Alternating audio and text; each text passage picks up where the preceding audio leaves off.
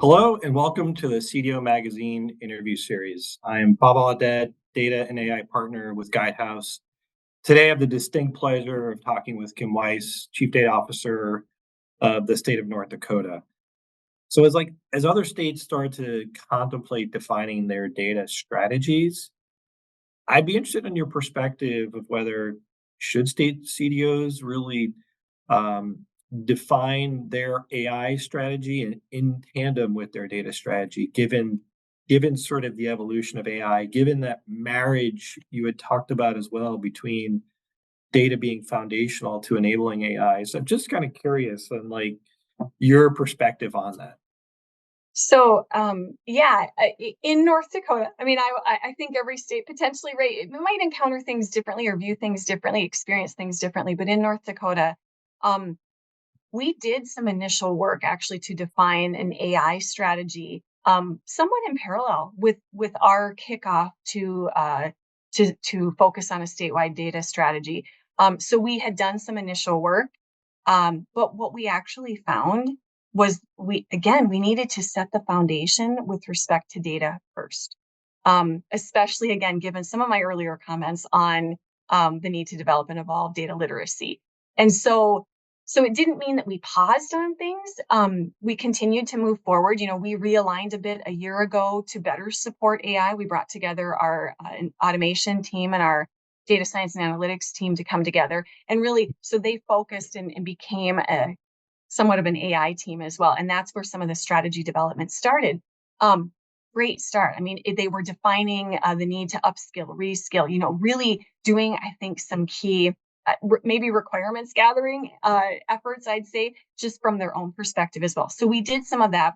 An AI strategy was drafted, but then really got much deeper into our statewide data strategy initiative and just pump the brakes a bit on the AI piece, because ultimately it has to align. And I think, again, if you kind of look at a step-by-step approach to things, you have to be aware and be doing work in the AI space.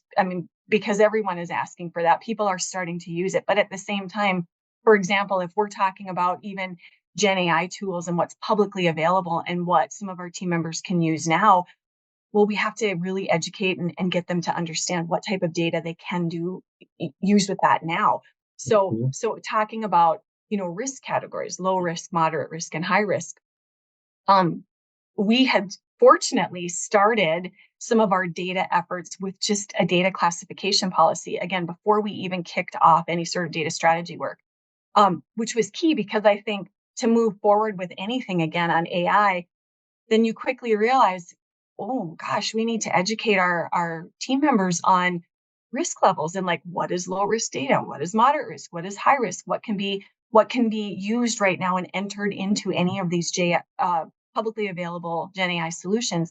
So again, I think we just quickly discovered that there was only so much we could do without going back to the basics and just making sure we had the foundational aspects built first. And then really the other thing I'd say too is throughout the development of our data strategy and our roadmap to implement and execute on that, AI is a significant part of that. So we've identified the need to prioritize and execute on some projects very specific to AI. So that includes, again, drafting our AI strategy, again, to align with the statewide data strategy, looking at an operating model to support AI services from a central IT perspective, but also, again, how do we put that power and that excitement back into the hands of the agency so they can do that. From an AI policy perspective, again, as a state, we had done just an initial AI policy. We actually published an AI policy in the early part of 2024. So in late January, we published a policy, but that will be part of our execution of our data strategy as well as focusing on that. So again, I would just say we discovered that we couldn't quite do them in tandem. We had to stagger it a bit. It doesn't mean you can't continue to make efforts and really start working towards the AI piece, but gosh, that data is just it needs to be there. It's a prerequisite for what we're doing. Sure. No, it certainly sounds like you've taken definitely taken some good steps, realizing the relationships between the two different types of strategies, AI and data, and and it sounds like you've woven in some AI concepts into your data strategy. At least that's what I'm hearing, Yep. and in support of your broader AI efforts. So I think that's fantastic.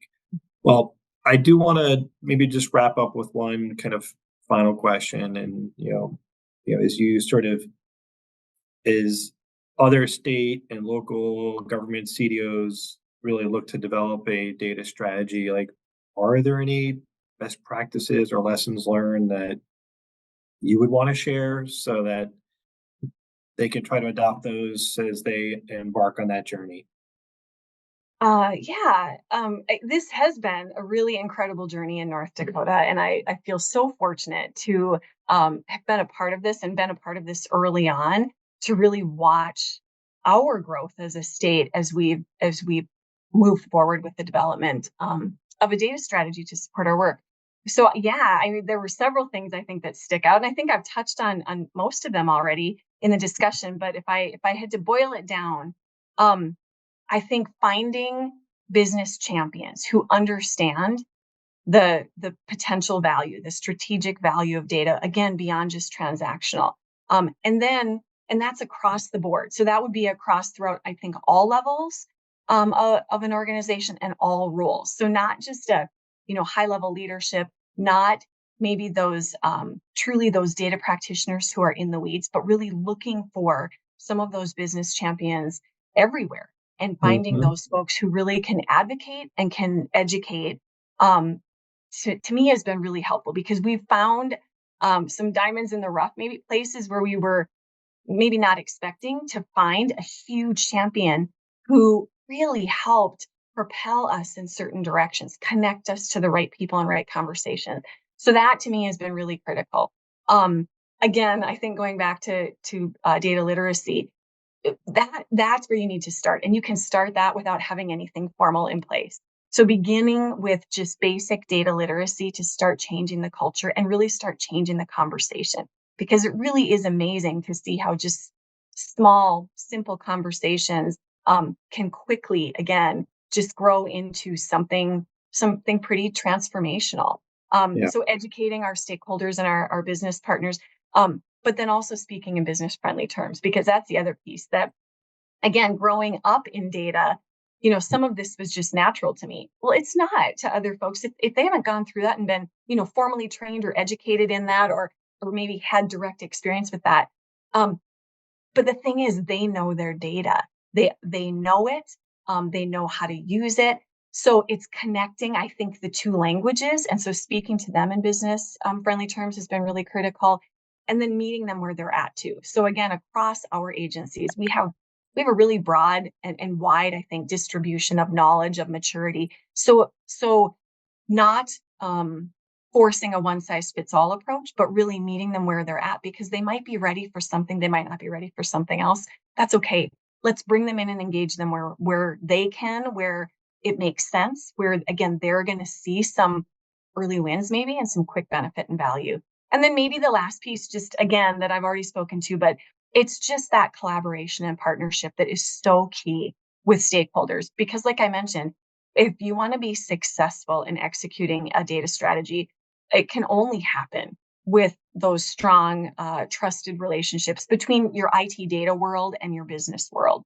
Yeah. And again, otherwise, you're going to build this fantastic strategy, but it'll just sit potentially on a shelf. It'll collect dust if it's created in a vacuum, without understanding and then without aligning to the business strategy, the business needs, the Mhm. business priorities. So it's just so key to do this with collaboration from your stakeholders.